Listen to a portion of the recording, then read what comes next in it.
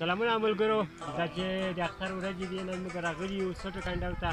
او دلته ملګري دوستان راسره دي دوی سره به خبرې کوو او په چکر باندې راغلي یو راځو دلته اشخاص سره به لومړی وغږېږو چې دی جي کوي سلام علیکم وروره وعلیکم السلام جوړ یې خیرت په خیر اختر دې مبارک شه خیر دې خیر دې مبارک شه څنګه یې اختر دې څنګه تېرېږي بس ډېره ښایسته تېرې شوې بس ټولو ملګرو ته دې څنګه راغلي یې دلته سټو ته ویلې مان دا ملګرو ویلې چکر به ووایي پوه شوې نه څنګه چیرې پخه کړي پخه کړې خو مو روش ته پوه شوې مان روش به وکړو ملګري انډیوالان ویلې چکر به مو یو روش څنګه د اشپزي کې تکړه یې بس ګوره نه انشاءالله یو ورځ پخوئ چې نور شیان هم پخوئ هر څه پخوئ چې وروره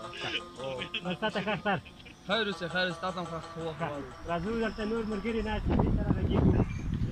څه وایي سلام علیکم وروره وعلیکم السلام سلام علیکم جوړې وروره اختر دې مبارک شه څنګه یې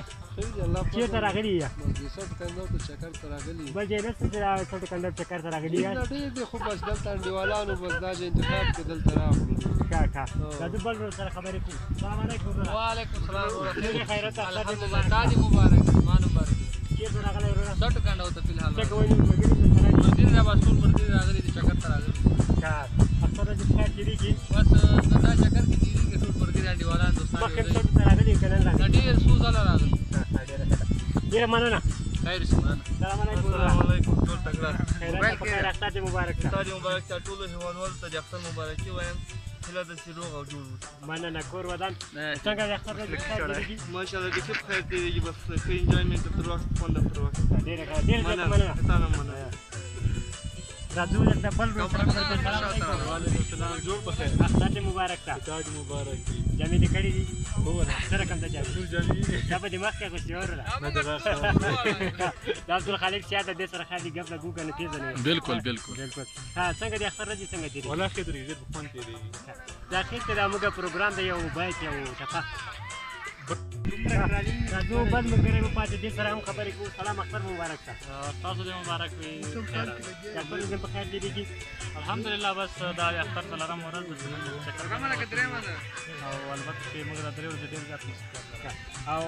یوازې له سټو نه بغیر بل کوم سفر کړی که نه خو په ولاکه څه سفر کړی دغه نه ډېر زیاته مننه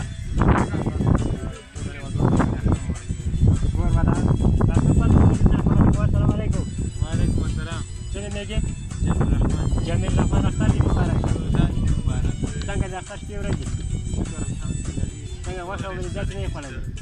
نه زیاتې ځکه قربانۍ اختر ده قرباني اختر ته باید ملګرو سره په چکر راغلی مخکې کوم ځای ته تللی چې اوس سټ ته راغلی اول وار دی سټ ته راغلی ډېره مننه بیا دې اختر ورځې مبارک تاسو ته دې مبارک